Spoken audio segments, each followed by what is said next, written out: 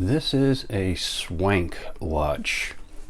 This one I found in the junk drawer, and I've had it for, oh wow, decades now, I guess, and it's just been sitting in there. I was missing the crown, and on this one, you can see, well, the date's offset by a bit.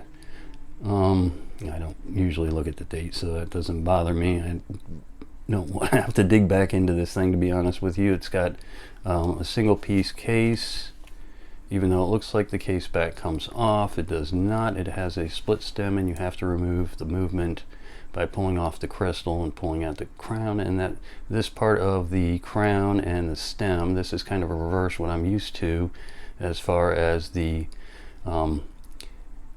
female part of the stem is attached to the crown, whereas the male part is into the movement. And so I had to find that part of the stem to make this work, and I had one, fortunately. So that, and I looked into Swank to see what it was, and the information that I found was that was a kind of a designer type brand in the 70s, and that kind of fits with this watch. Is really kind of that 70s look to it. And I did find in my large box of watch bands this kind of beige band. It probably would have gone better with the white. I think it looks pretty good with this band. Of course, if it were white, I think it would look better. You got pretty much black and brown bands on everything else, and since this is an interesting looking watch, I kind of wanted to go in that direction with the band color. And you can see it's got the center is black, and then you got the white. This is actually gray with the white painted markers. And also, you can see, I guess it's got the red second hand, which if I bring it in close enough, you can see is all bent to hell. It's nothing more than a bunch of squiggles. But you can see right in the center of where the hands are, that's black. I guess that was to make it kind of look almost a mystery dial look to it.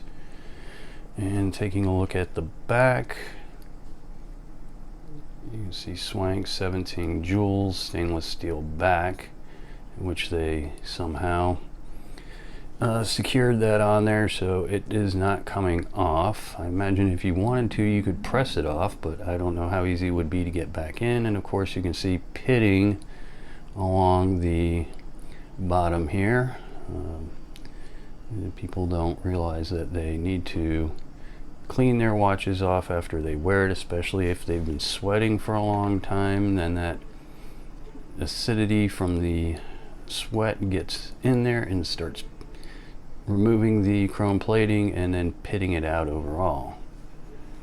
So that was taking a look at the Swank 17 jewels. Interesting looking watch. Alright, and so the dimensions on the Swank. So it is kind of an oval, I guess, shape to it. I wouldn't call it cushion, and it's not round.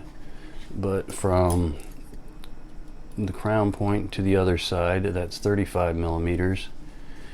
And then from the bottom to the top is 31 and a half. It is base metal, like I showed you, it was pitting out. Lug to lug is 38. The thickness is 10 millimeters, and the lug width is 17. All right, taking a look at the movement. This is a Lorsa P75 movement, and to me, from what I've read about Lorsa, it is a French company that's marked Germany. 17 jewels, Swank. Now, I don't know if this particular movement was made in Germany for Lorsa or what, but anyway, it's running at 18,000 BPH. Just got done servicing it, and at this point I still need to find the other half of the split stem, and I need to get a crown for it. But That's at this point. This is going to be before the first part you see. Anyway, so there it is. That's the Lorsa P75 17 joule movement. Alright, the Swank on the wrist.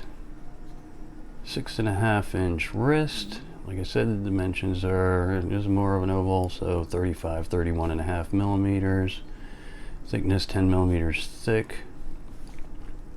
Kind of a funky looking watch. Interesting looking. So yeah, now that I got this thing running and it is keeping decent time, I think this might be something that I'll set aside to throw on every now and again when I'm kind of in that mood for odd, yes, odd watch.